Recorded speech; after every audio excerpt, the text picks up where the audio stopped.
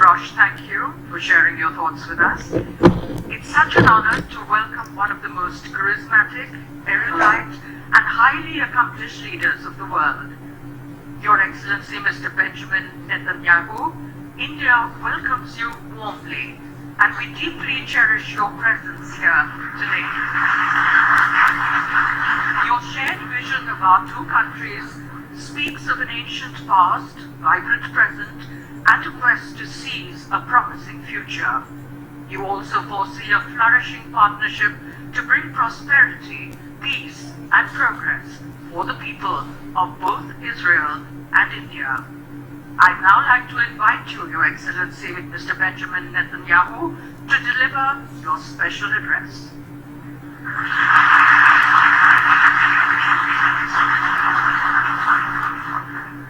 Thank you.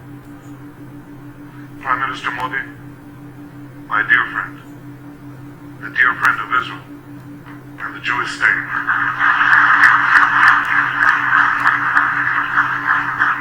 Thank you for your magnificent hospitality, your friendship, and for this forum of business leaders from Israel and India. I always say to Prime Minister Modi when I have a chance, I say, you guys who do the work, we're the guys who are supposed not to interfere with you. And we do our best. I want to say briefly how much I admire what Prime Minister Modi is doing in India. He's doing two basic things that I want to talk about, because we've been doing it and now we can do it together. The first is economic reform. The second is the promotion of technology. Economic reform is key, because you cannot move if you're stuck, if you're mired in very high taxes, very high bureaucracy. It's very difficult to move because people want to be able to see the fruit of their labors, and for that you have to have a streamlined economy. I just heard from Prime Minister Modi an impressive statistic that India moved in the 3 short years, that 4 years that you have been stewarding its effort, 42 places in the business-friendly index. I have to say we have not moved as much.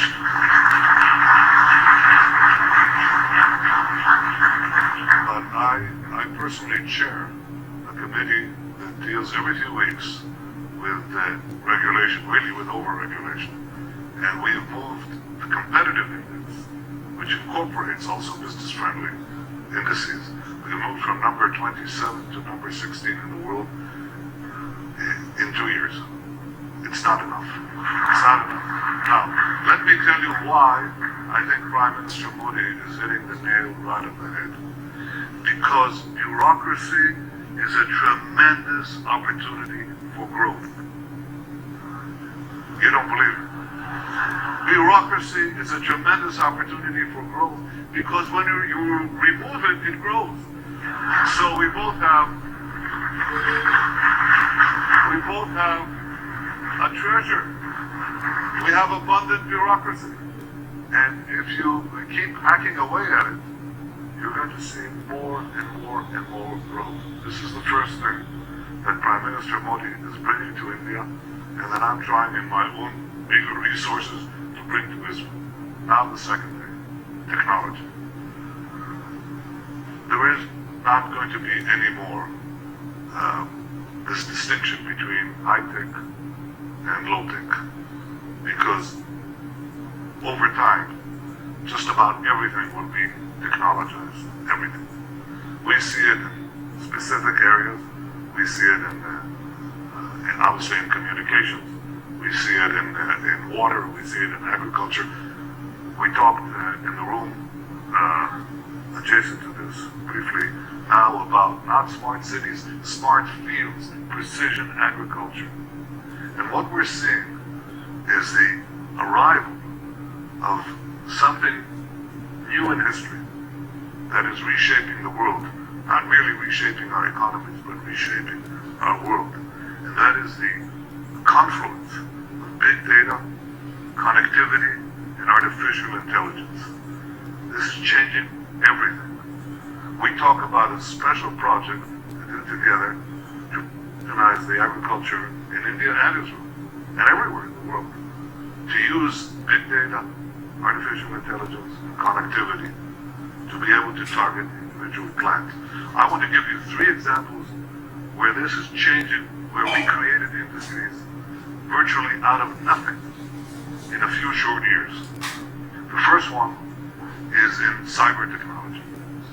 We had the basis for doing it, but in a very short time, Israel has now become a country of less than 9 million people that is receiving 20% of the global investment, private investment in cybersecurity. So, in the other room, that's 200 times our stuff is in the world's population.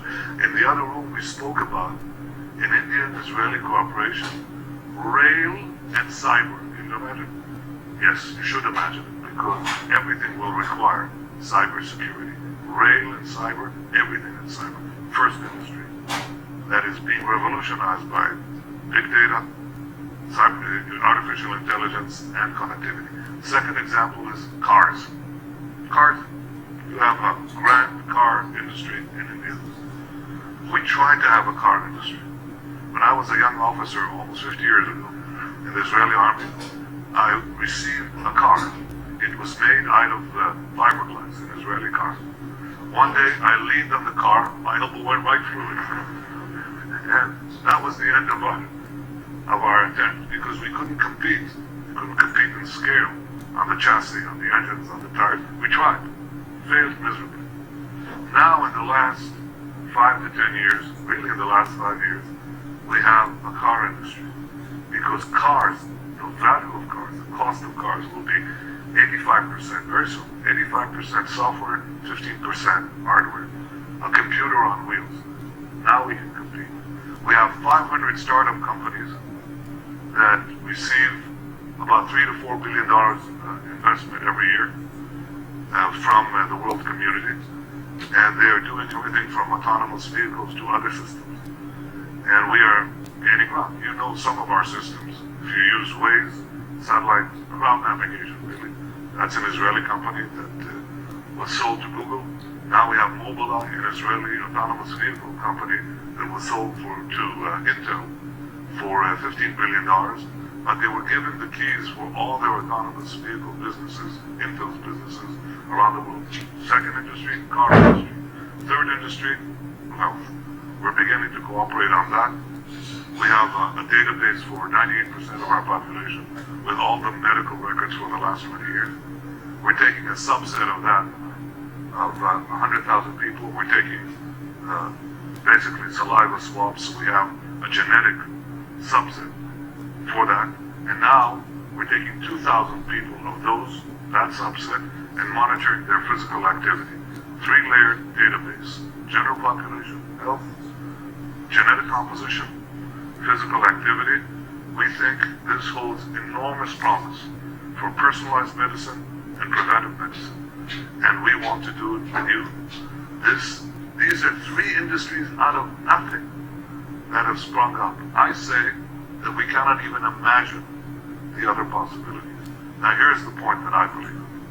You have brilliant people in India. We just sat opposite them, the table. Maybe even more brilliant than political leaders. It's possible. We have brilliant people in Israel. And what we can do together is shape the future. It's not something that I say offhand. I believe in India deeply. I believe in India because I know your heritage, your culture, your ingenuity, your creativity, your humanity, your passion, which is exemplified by Prime Minister Modi to change the world for the better. We are your partners.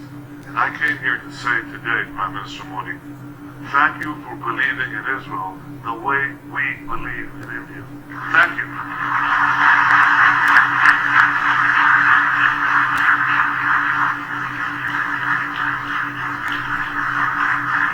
Thank you, Your Excellency, for sharing your incredible insights